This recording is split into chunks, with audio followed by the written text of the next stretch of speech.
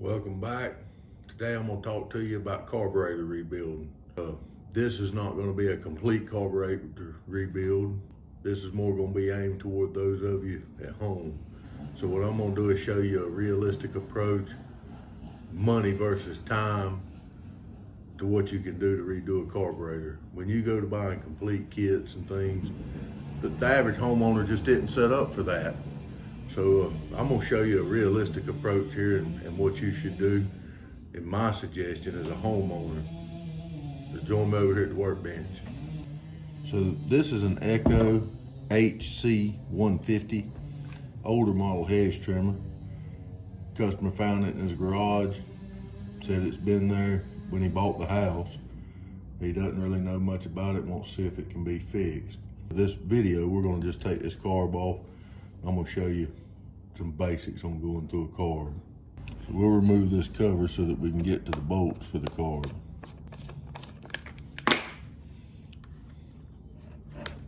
So we'll remove these two bolts.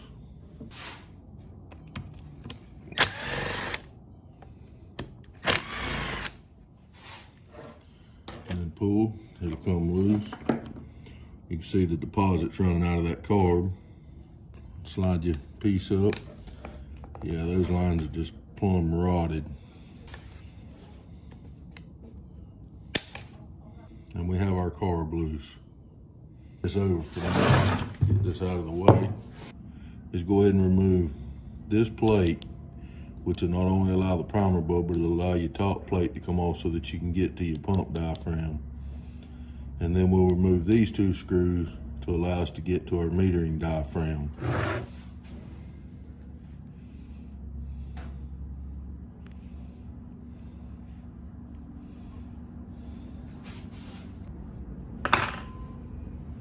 Once you get those screws out, you just peel that away. That carburetor is full of stuff. Now, this is something that you want to check. That is stiff. That should be completely flexible. So we know that that is no good. Now we'll remove this top plate by removing these two screws. It's a good idea when you're in here, if you end up fixing this carb while you're here, regardless of what it looks like, go ahead and replace that primer bulb. It's a small price to pay while you're already there. Depending on where your kit comes from, some of them actually come with a primer bulb, so go ahead and replace that while you're there. And once you get that off, it'll slide off. You have your pump diaphragm. And see how it just breaks apart, the gasket, it's brittle. It is no good. We'll want to take out the high and low speeds adjustment screws. So to get them out, you have to remove that limiter. Just depending on which style limiter that yours has, they make different tools. A lot of them you can take a machine screw and screw down in it and then grab the machine screw and pull it off. This particular model, I could use that, but just kind of to show you basic homeowner on this style like this. Most people have a pair of pliers. Just grasp it, pull straight, and it should slide off. Now when you take these jets out, you have a high and a low jet, and usually they're marked on the body. I don't think you can see it, but on this one you'll see an L that is right there. So to make sure on these, because some of these, they're different. They won't go back in the wrong hole. Some of them are styled kind of the same. So what I like to do is just take me a piece of styrofoam or a piece of cardboard or paper and write high, low. That way you can put those back into the same perspective. And I would strongly suggest that you count the number of revolutions. In other words, make you a mark on your screwdriver and count the number of times that is in there. Tighten it till it bottoms out and don't over tighten it. And count the rounds and make a note so you know roughly where to put it back when you put it back. And then turn it out counterclockwise. The indicator on the side of this carburetor body shows that this is a high-speed jet. So when I pull that out, I just stick it in above the H, and that tells me that's my high speed. And then I do the same thing for the low.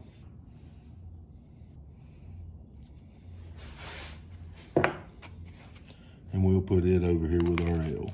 Now we'll set that to the side. Now at this point, we want to remove our needle, which lets our fuel go in and out on this spring setup. So to do that, we'll take a good Phillips screwdriver that fits that completely and back it off. Hold your finger over this because it's under spring tension and you don't want it to shoot out of there. So now we'll drop all this out on the table. You see your lever, which operates your needle. You screw that. This is the spring that lever works on. And then our needle. You want to inspect the end of that needle. Make sure it's not deformed. Now, as far as a tear down, there is a lot further tear down that you could go into removing these Welch plugs. That's just not practical for the homeowner. You take it apart, you're looking at them diaphragms. Make sure those diaphragms are loose and flexible. You're gonna blow carburetor cleaner through all of your different holes, through your jets, and then we're gonna put all that back together. So I'm gonna step over here now and blow my carburetor cleaner through here. Spray your cleaner into all your holes here. Spray cleaner into these orifices. Don't be sticking wire down into these. You're gonna cause problems. Spray out the hole where your needle sets and visually inspect it. Same thing on the bottom. Spray your cleaner through all of these holes, through your inlet. Make sure you're getting fluid everywhere. You should see some coming out in your jets inside. On your pump end, the same way. Anywhere there's holes, you want to spray that cleaner through those holes, through both ends. You want to clean your needle with some cleaner, or standard carb cleaner. I use this gum out here in the shop because that's what's available and it seems to do a pretty good job. So now we've got everything clean. Now we need to get our parts. I strongly suggest if you're going to get parts somewhere, not only to take your unit with you and your carb where you have the model parts, but whatever else that you have left in these diaphragms so that you know you're getting the right replacement parts. All right, so we have the unit clean now. All the pieces are clean and laid out. Now, the pieces I'm gonna replace these with today are not new. This Hedge trimmer actually is not worth fixing. It's got too much other problem. But we're gonna pretend they're new. Our old diaphragm just breaks apart. It's brittle. Your new ones you get will be flexible on this metering diaphragm and on your pump diaphragm. But for the sake of this video, we're gonna assume that these are new parts. So when we put it back together, we're gonna take our needle and we're gonna take our lever that operates our needle. We're gonna put our pin back through. And then we're gonna hook the fork over our needle. This spring fits under that little belly that's right there and down in this hole. So I like to drop my spring in. You want to drop this needle into that hole while lining up this nipple on top of this spring and compress it down while this bar lines up in that bar groove. There's no simple or easy way to tell you how to do that. It's just something you have to kind of get a feel for. Once you get it down in place, you want to hold it. Set your screw in where it goes. Get your screwdriver. I like to turn it backwards one time and it makes it kind of line up where you want it as far as threads, and then snug it down. Make sure it's tight, don't strip it. First thing we'll do is put the metering part back together. You want to make sure that you put it facing the right way. So my suggestion would be, take your old gasket that you have, and if you look on it, you can see the impression. That impression is that rounded slot where the needle goes. So when you put that back on, you want to make sure that the new one is turned the same way. We're going to put our gasket on, making sure it's the right way. And when you put this diaphragm back, you'll notice on one side you have your metal ring with your nipple. The other side you just have the little silver. You want this side facing down to the carb. Once again, facing the right way.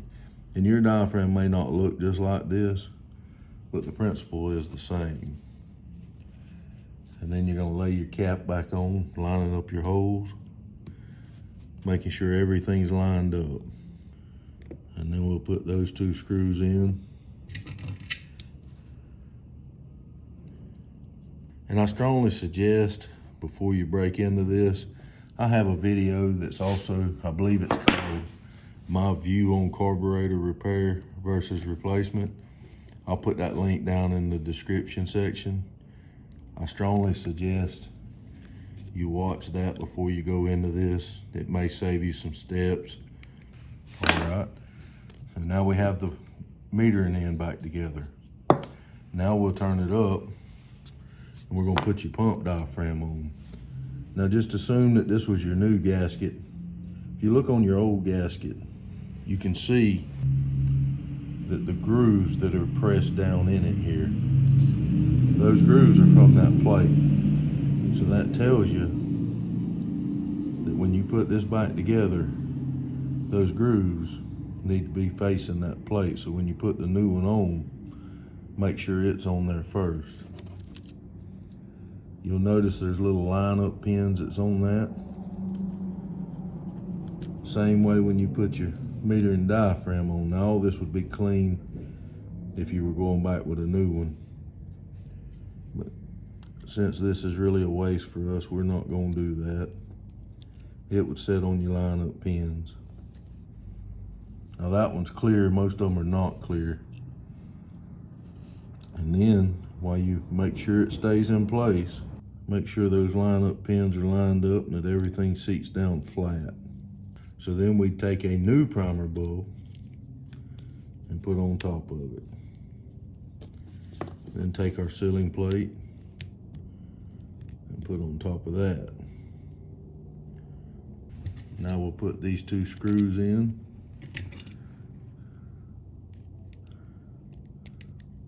And snug those down.